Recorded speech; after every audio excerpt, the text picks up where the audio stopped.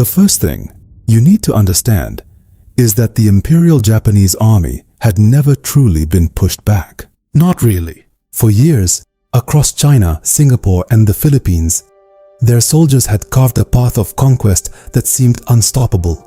They were told their enemy was soft, that the Western powers lacked the stomach for a real fight, that comfort had corroded the will of the American fighting man. This was the doctrine, the absolute certainty that filled the minds of Japanese commanders as they fortified their island strongholds across the vast Pacific in 1942. They believed that one fierce, terrifying charge at night, screaming the name of their emperor, would shatter the morale of any opponent.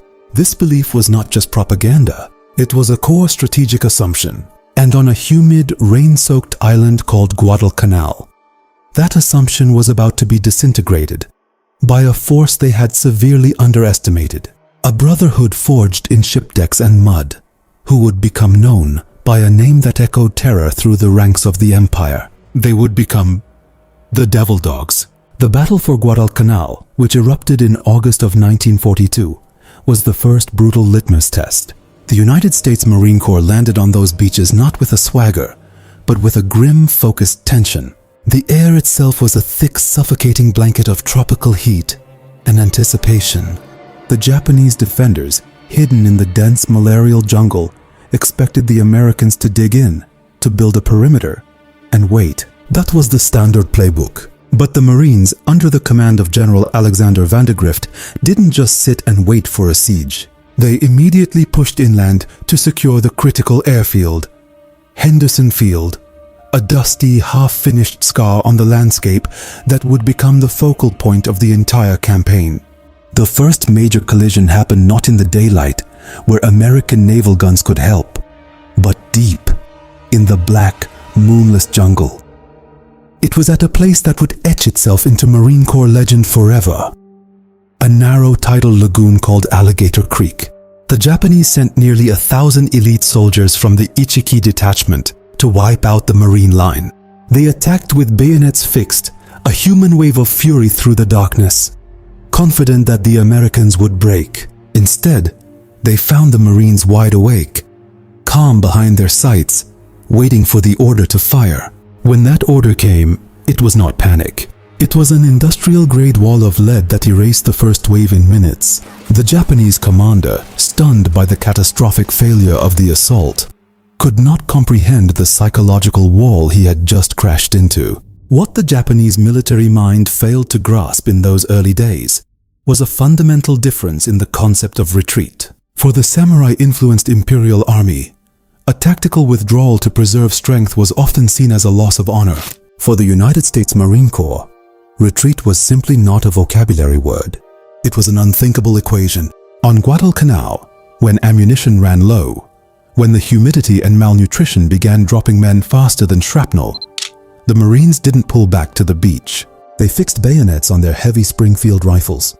They held the thin, porous line around Henderson Field, a perimeter so fragile it was nicknamed the Elastic Defense. But it was a misnomer, because the Marines refused to snap. The Japanese launched human wave attacks night after night, seeking to pry the Americans off the ridgelines. The Marines, fighting from shallow, muddy pits that filled with rain every hour, learned to operate in a state of exhausted, violent automation. They were being gnawed at by tropical diseases that turned their skin yellow and hollowed their cheeks. Ships that were supposed to carry food and reinforcements had been pulled away after the disastrous naval ambush at Savo Island, leaving them stranded with captured Japanese rice and little else. Starvation lurked in the jungle, but surrender never did. Japanese soldiers, moving through the dark, would hear a sound they couldn't quite believe. Not cries for help, but singing. Hymns. The Marines were singing, digging, and waiting with their fighting knives. They had transformed the island into a furnace of attrition, and they intended to win it. But there was a nightmare evolving in the Pacific that was worse than the jungle. As the campaign shifted to the Central Pacific in 1943, the Japanese adapted their defense. They abandoned the wasteful banzai charges on the beach and went underground. They created a labyrinth on a tiny spear-shaped island called Tarawa, Betio Island. a speck of coral sand about 2 miles long and 800 yards wide, was designed to be an unsinkable aircraft carrier. The Japanese commander, Rear Admiral Keiji Shibasaki, famously boasted that 1,000,000 men could not take Tarawa in 100 years. The Japanese defenders were the Imperial Navy's best, the elite Special Naval Landing Forces. They had reinforced concrete blockhouses, coastal guns purchased from the British before the war, and a dense network of pillboxes connected by trenches. The Marine landing on November 20, 1943, was a disaster that would have sent any other military force into a paralysis of shock. The Higgins boats hit the coral reef at low tide and ground to a halt hundreds of yards from the shore. The ramps dropped, and the Marines walked straight into a nightmare of fire over open water. Men waded through chest-deep surf, holding their rifles above their heads, unable to shoot back, unable to hide. They were cut down by intersecting machine gun fire that turned the crystal blue lagoon into a chaotic landscape of smoke and total destruction.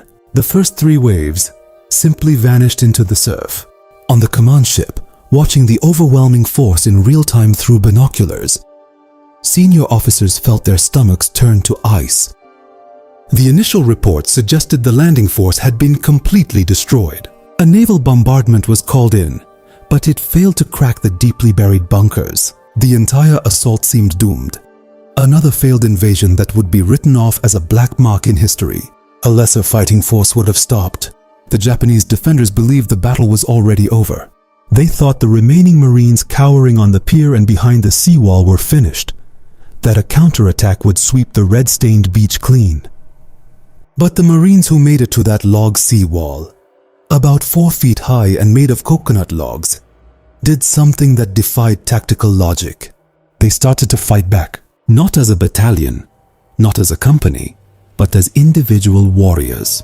Colonel David Shoup, who was commanding the assault from the beach itself with a bullet wound in his leg, began to reorganize the shattered survivors. A handful of Sherman tanks named Colorado and China Gal managed to make it ashore and began systematically erasing Japanese pillboxes point blank. The Marines advanced inch by inch over the bodies of their fallen brothers. There was no place to retreat to, no rescue from the sea behind them. They had no choice but to become a steamroller. By the end of the battle, after 76 hours of unrelenting horror, only 17 Japanese soldiers remained out of a garrison of over 4,500. The Marines had suffered over 3,000 casualties in a space smaller than New York's Central Park. The newsreels of the fallen bodies in the surf stunned the American public, but the psychological impact on the Japanese high command was absolute. They had built the perfect fortress, trapped the Americans in a zone, and yet the Americans did not stop coming. The myth of the soft enemy was not just broken, it had been dismantled by men who refused to die in the water. This is where the industrial disparity between the two empires became not just a strategic advantage, but a psychological force. The Japanese soldier was conditioned to fight a war of the spirit, believing that his resolve could overcome material shortages. The United States Marines, however, fought a war of logistics and heavy firepower. As the theater moved to the rocky caverns of the Marianas and the volcanic ash of the Bonin Islands, the Marines brought the machinery of intense combat with them. They had the specialized Sherman tanks, modified to spray liquid fire 80 yards. They had the F-4U Corsair, a bent-wing aircraft that pilots nicknamed Dominator of the Skies, swooping low to drop precision strikes directly onto cave entrances. The Japanese soldier, trained to meet an enemy in a duel of rifles and bayonets, found himself facing an enemy who would simply signal a destroyer offshore to level an entire hill with 5-inch shells for an hour before breakfast. This was a terrifying alien way of war. During the campaign on Saipan in June 1944, Japanese defenders in the mountains would watch in disbelief as amphibious tractors, armored and armed, crawled out of the sea and kept right on driving inland without stopping. It was a relentless mechanized tide. The Imperial Army's tactic of the decisive night battle was completely obsolete. The Marines owned the night too. They used radar-directed artillery, timed barrages that fell with mathematical precision in complete darkness, scattering Japanese assault columns before they even reached the starting points.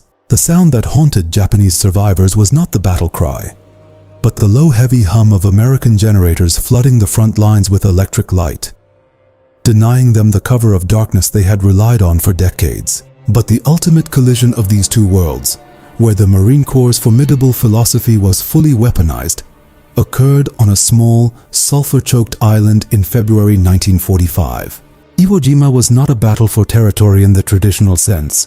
It was a descent into a subterranean fortress. The Japanese commander, General Tadamichi Kuribayashi, was a strategic planner who had completely abandoned the old rulebook.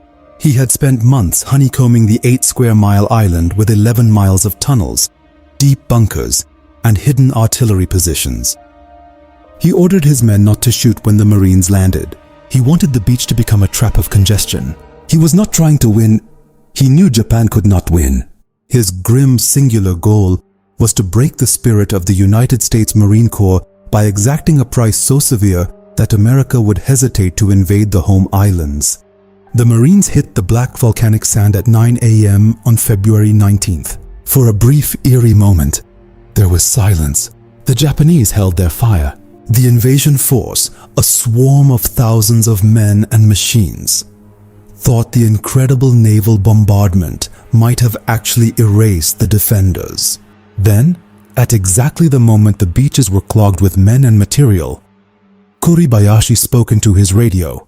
The entire island erupted. Mortars pre-registered to every square meter of the beach dropped with surgical accuracy. The heavy, soft black sand sucked the Marines' feet down, making it impossible to run. Tanks and Amtraks piled up, hit by giant coastal guns hidden behind steel doors in the mountain. It was a desperate arena, where the only way out was forward, through a labyrinth of embedded concrete that seemed to unleash relentless rifle fire from every direction. Japanese soldiers, buried underground in pillboxes, knew they would never leave the island. The Marines knew they were fighting a concealed force that refused to surface. This was the moment that cemented the Devil Dog legend for eternity. Faced with an enemy who was invisible, who could not be defeated by just shooting at a bunker slit, the Marines began to search Kuribayashi's forces, blockhouse to blockhouse. There was no front line on Iwo Jima. There was only a 3-dimensional combat zone. A Marine could be standing in a secured area, and a hidden trapdoor would flip open behind him. A Japanese soldier would emerge, and the fight would resume. The Marines adapted with a terrifying, focused intensity that stunned even the most battle-hardened Japanese survivors. They used corkscrew and blowtorch tactics, flamethrower operators creeping forward under massive protective fire to pour jets of liquid fire into cave mouths, only to be followed by demolition teams who used explosives to seal the exits. The earth shook constantly.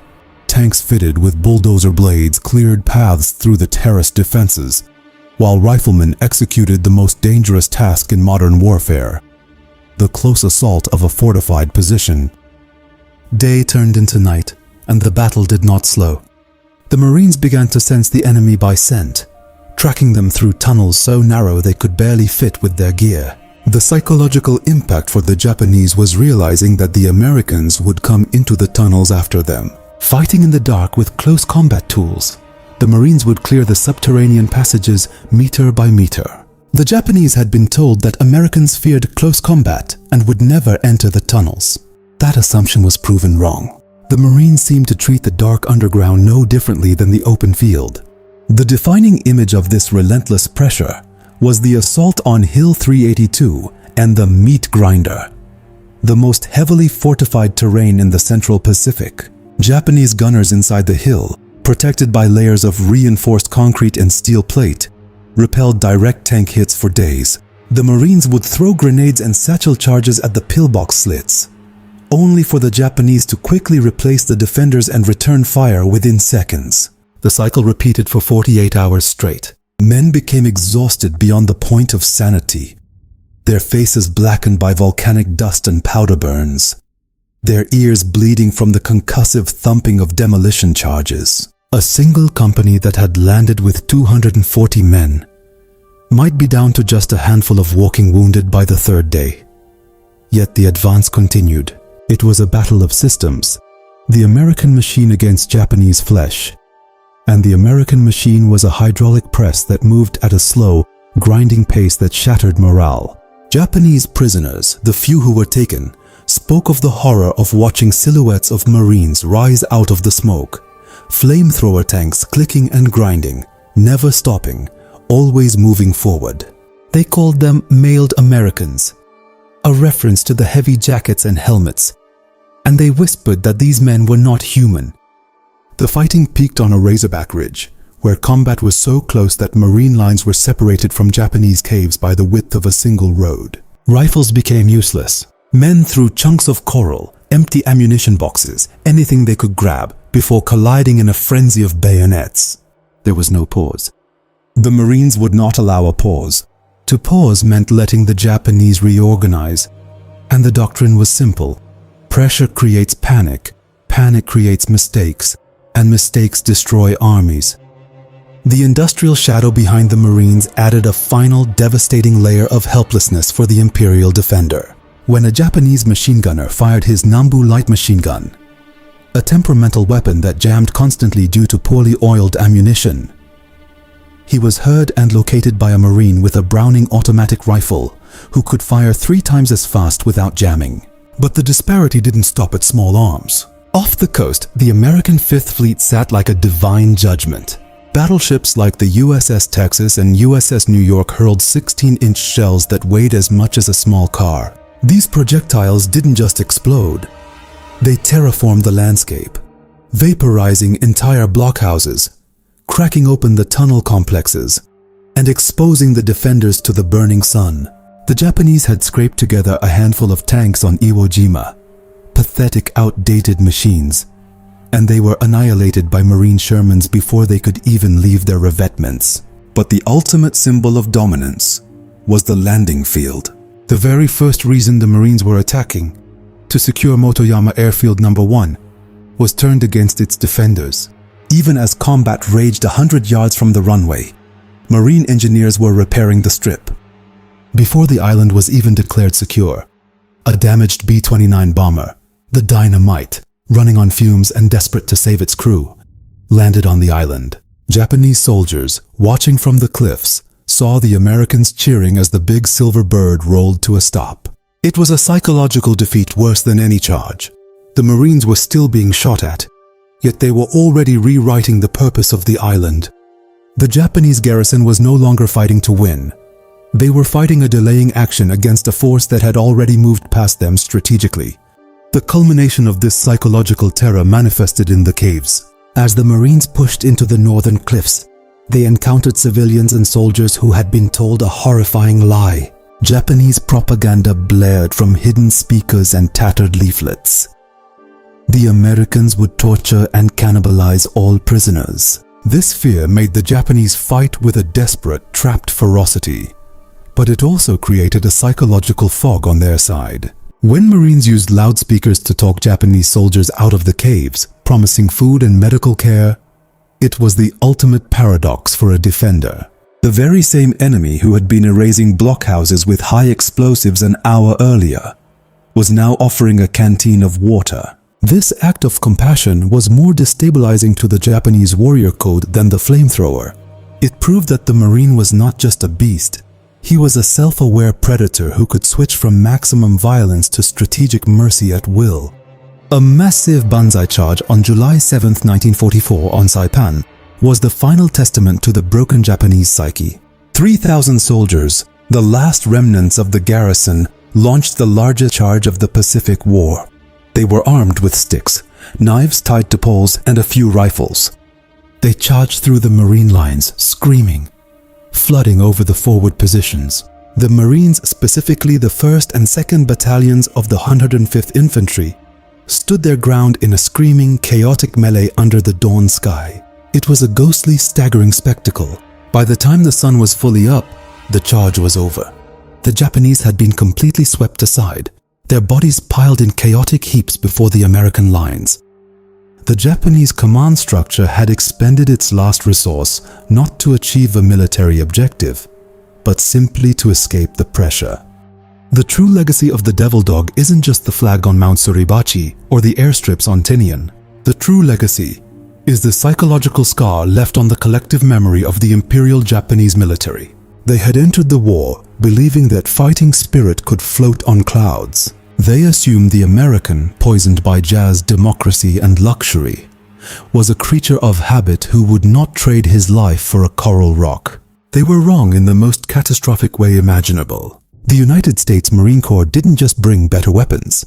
They brought a culture that institutionalized maximum, unyielding pressure. They carried a doctrine of close combat that was older and more primal than the Imperial Bushido Code. A frontier violence that had been simmering in the Corps since the halls of Montezuma. A Marine was not considered a replacement part in a large machine. He was a rifleman first, regardless of his assigned job. A cook, a clerk, a mechanic, a pilot. Every man was a base-level warrior. This meant that when a Japanese commander thought he had eliminated the frontline infantry, he found himself fighting supply clerks who were shooting back with expert precision. There was no soft tissue in the Marine Corps. It was armor all the way through. This realization broke something fundamental in the Japanese hierarchy. The strategy of attrition was supposed to work in favor of the defending empire. The fanatical resistance was meant to bleed the American political will dry. Yet, as the island-hopping campaign accelerated, the Japanese realized the Americans were adapting and growing stronger psychologically, not weaker. The Fleet Marine Force had turned the Pacific Ocean into a highway for vengeance. They brought their bulldozers, their airfields, their ice cream machines, and their inexhaustible supply of vengeance to a fistfight. By the time the B-29s began systematically burning Japan's cities to the ground from Marine-seized runways in the Marianas, the term Devil Dog had become more than a nickname. It was a diagnostic of defeat. The Japanese soldier was brave, stoic, and willing to perish for his emperor. But he was not prepared for an enemy who refused to be shocked. You cannot demoralize a Marine by killing the men next to him, because the Marine response to fallen comrades is not paralysis, but a cold, focused rage that speeds up the advance. You cannot starve a Marine who has learned to eat captured rice, lizards, and roots. You cannot hide from a Marine who will burn the jungle down to find you. And you cannot break the will of a man who has already accepted the worst the world can offer and decides to keep walking forward anyway. When the war finally ended on the deck of the USS Missouri in Tokyo Bay, the instruments of surrender were signed under the shadow of a fleet dominated by the Navy, but guarded by a legacy the Marines had carved into the earth. On Iwo Jima alone, the cost had been staggering, but the strategic gain was immediate and massive. The Japanese home islands, which had never been successfully invaded, were now surrounded by a ring of steel that was tightening every day. The final horror, the atomic bombs that erased Hiroshima and Nagasaki, were delivered by B-29s that landed and refueled on islands taken by the Marines. The Japanese leadership knew that if an invasion of the home islands occurred, it would be the Marines leading the charge through the streets of Tokyo. The vision of that occurrence, of Marines clearing the Imperial Palace with flamethrowers and K-bars, was the ultimate nightmare that helped force the surrender. They had seen the devil dogs at the edge of the empire, in the surf at Tarawa, in the mud of Guadalcanal, and in the sulfur pits of Iwo Jima.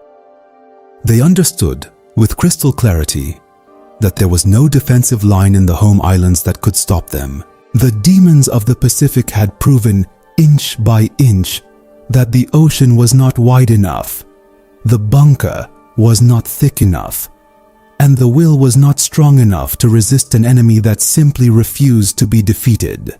The screaming charge of the samurai spirit crashed not against a wall of steel, but against a wall of silence. A cold, grinding, relentless wave of men in green who had become something more than soldiers. They had become the ultimate weapon of the Republic, the walking end of an empire.